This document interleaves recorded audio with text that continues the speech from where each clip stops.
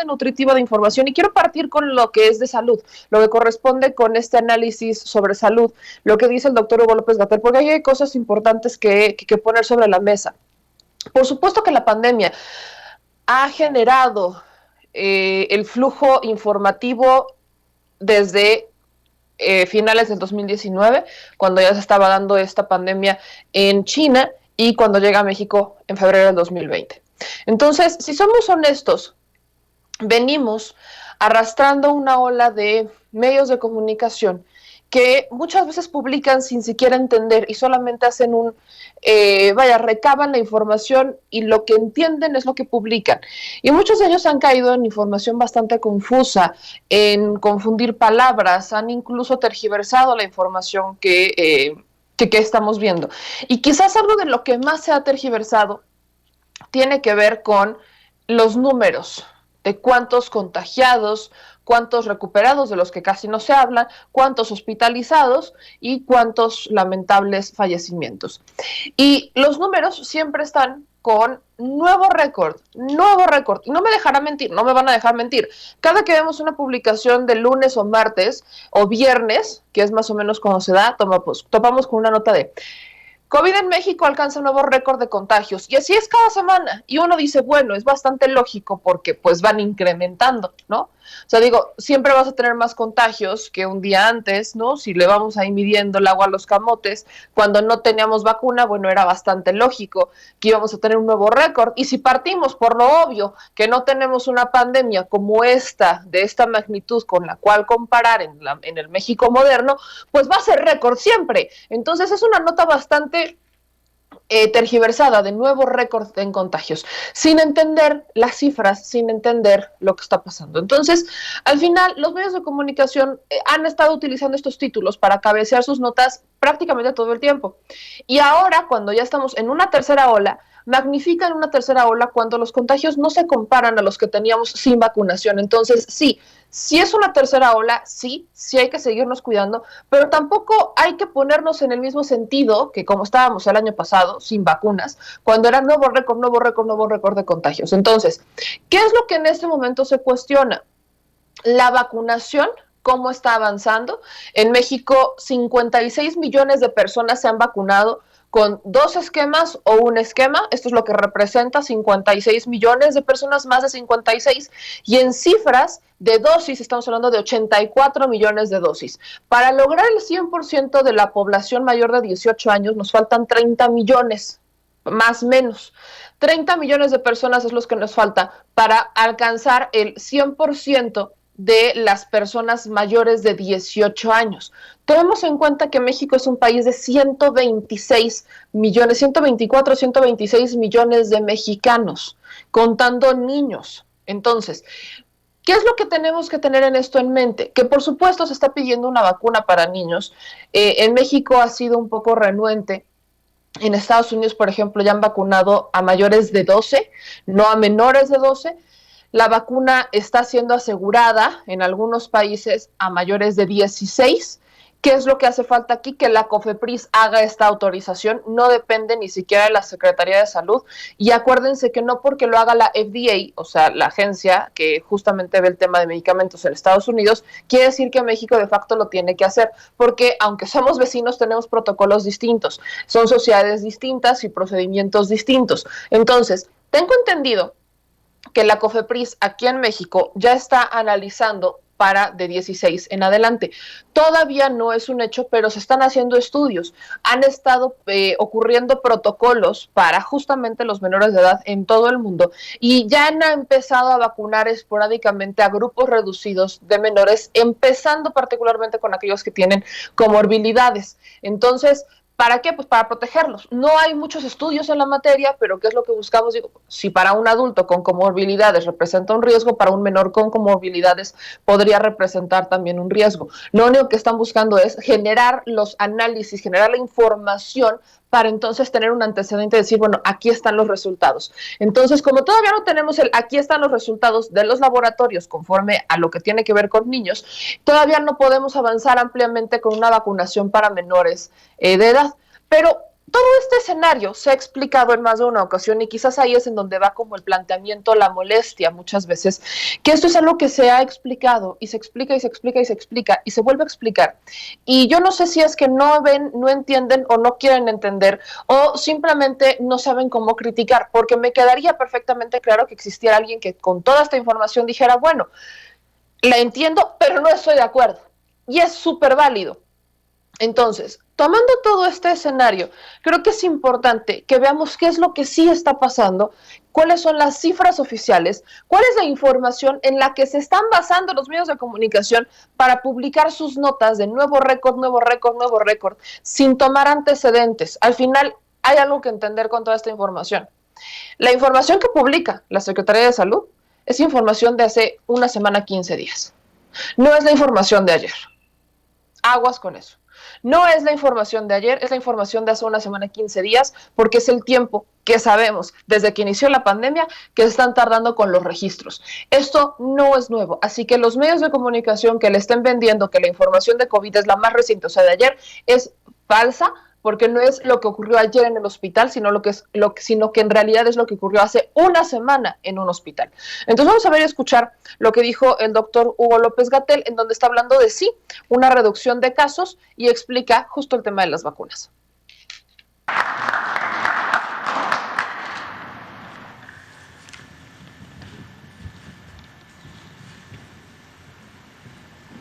Con su permiso, presidente. Secretarios, director, buenos días. Compañeras y compañeros condecorados, muchas felicidades, muchas gracias, admiración y respeto de todos nosotros. Muy buenos días, tengan todas y todos ustedes. Vamos a compartir información de la actualización semanal del curso de la epidemia. Nos vamos a concentrar en dos mensajes. Uno, el curso que tiene la epidemia y dos, el progreso que tiene la vacunación contra COVID. La semana pasada mencioné aquí que llevábamos 2 semanas consecutivas en las que a la apertura de la semana epidemiológica empieza los domingos, teníamos menor cantidad de casos registrados con respecto a la semana previa. Hoy comento que tenemos 3 semanas consecutivas y que la reducción de casos registrados, casos estimados, con respecto a la semana previa es aún mayor. Empezamos la semana con una reducción de 11% en los casos estimados entre la semana 32 comparado con la semana 31. Esto se muestra en la gráfica de los casos estimados. Eso fue el domingo, 11%, hoy tenemos 10% y como suele ocurrir, esta reducción o este cambio empieza a perderse conforme van fluyendo los datos de las distintas entidades federativas. Sin embargo, con una reducción inicial de 11%, es muy probable que terminemos la semana, este próximo sábado, todavía con una reducción, posiblemente alrededor del 5%. Esto ya empezaría a ser un signo más claro de una tendencia de descenso de la tercera ola. Hoy he decidido explicarlo con esa puntualidad porque desafortunadamente notamos que en la semana pasada, al día siguiente de lo que aquí se explicó, se intentaba confundir a la ciudadanía con la idea de que veíamos más casos registrados. Desde luego, un día con otro, la comparación no permite ver en perspectiva la generalidad de la epidemia, pero los distintos indicadores que usamos para monitorear la epidemia nos permiten ver mucha consistencia en esta señal de reducción. Día con día, entre domingo y miércoles, sí empiezan a aumentar los casos. Generalmente después del miércoles se empieza a ver la tendencia completa de la semana. Eso explica por qué algunas notas de la prensa nacional, algunas destacadas en primeras planas, parecían señalar un mensaje contradictorio con lo que se muestra en los múltiples indicadores de la epidemia. Vemos consistencia también en la hospitalización, si me pasan la siguiente imagen, donde vemos cambios en la ocupación hospitalaria. También se empieza a reducir la ocupación hospitalaria en varias entidades federativas. Destaco la Ciudad de México, en donde ya tenemos también más de 8 días con reducción de la ocupación hospitalaria. Lo mismo la zona conurbada del Estado de México, en el Valle de México, empieza a mostrar reducción de la ocupación hospitalaria. Otros indicadores relacionados con la positividad, es decir, la probabilidad de que una persona con síntomas de COVID resulte positiva a COVID cuando se le hace la prueba, también empiezan a reducirse. Y la mortalidad también empieza a mostrar signos de reducción. 17 entidades federativas tienen una clara tendencia de reducción de la epidemia a partir de esta semana. Algunas acumulan ya 5 semanas o 6 semanas de reducción. Es el caso de Sinaloa, que llegó a tener una actividad epidémica muy alta y ya continuamente está reduciendo. 17 entidades federativas. Entonces, esta es la idea completa. Por si en la semana aparecieran nuevamente primeras planas que dicen y vemos que hay más casos que ayer, pues esa es una sobresimplificación, es una apreciación muy limitada de lo que ocurre. Pero consideramos que es muy importante que el pueblo tenga información completa de los múltiples indicadores.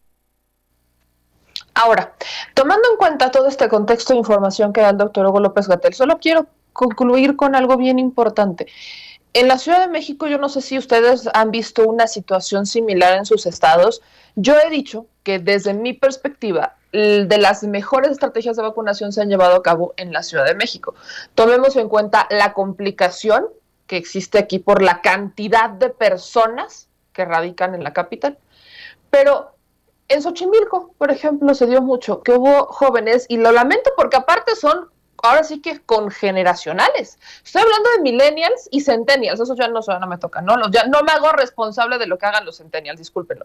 Pero sí de los millennials. Me preocupa muchísimo que somos una generación bastante curiosa, somos una generación bastante que critica mucho y lamentablemente a veces sin saber.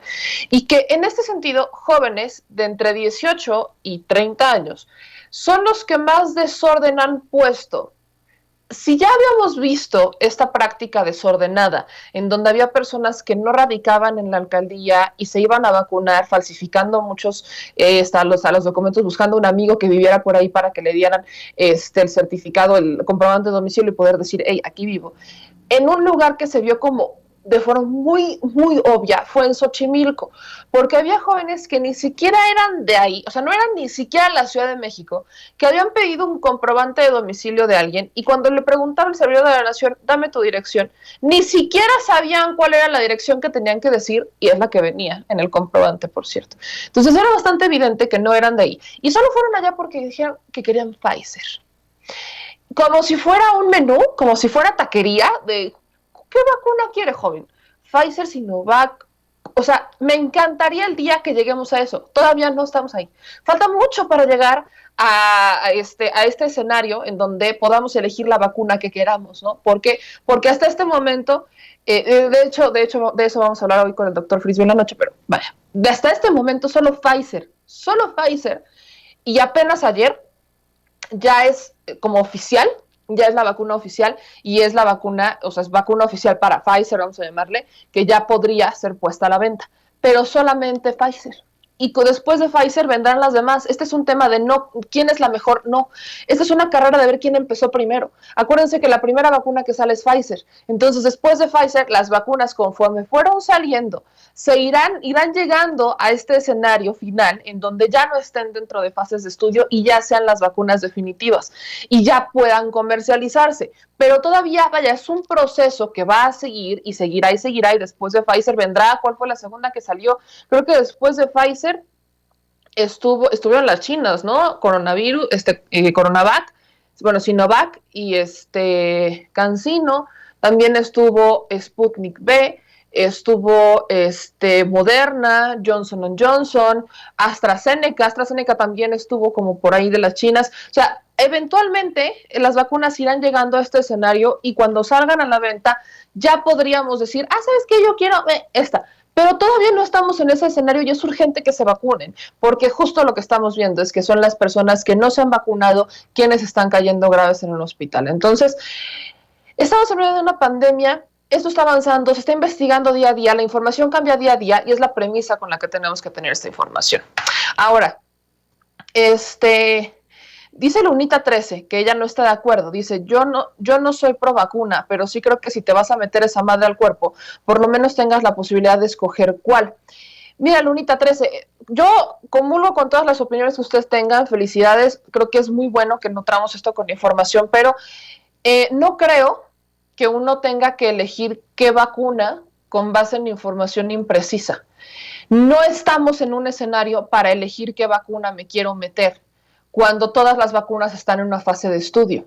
Ese escenario de qué vacuna me quiero meter lo podremos conseguir cuando ya sean todas las vacunas comerciales, porque ya todas habrían acabado su proceso y al final solo estás viendo un tema de marcas y de componentes, pero pues al final es exactamente lo mismo, hacen el mismo efecto y se está investigando y ahora estamos en una situación de emergencia. Ante la emergencia, ¿qué queremos? ¿Reducir los contagios o ponernos a esperar a ver a qué hora llega la vacuna que nosotros querramos? Es una cuestión de opiniones, pero todas las vacunas son buenas y creo que eso es lo que hay que entender, porque todas las vacunas tienen más o menos los mismos niveles de efectividad superiores al 90%, aunque existan personas que no se informen y que crean lo primero que ven en TV Notas. Pero bueno, cambiamos de información.